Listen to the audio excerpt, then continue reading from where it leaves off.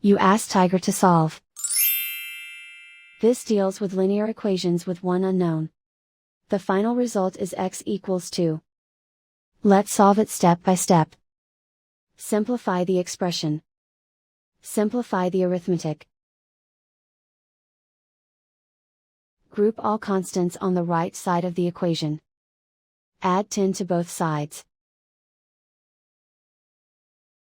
Simplify the arithmetic.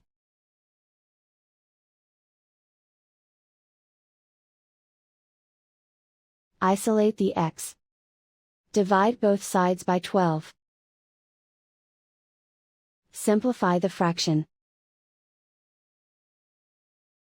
Find the greatest common factor of the numerator and denominator. Factor out and cancel the greatest common factor.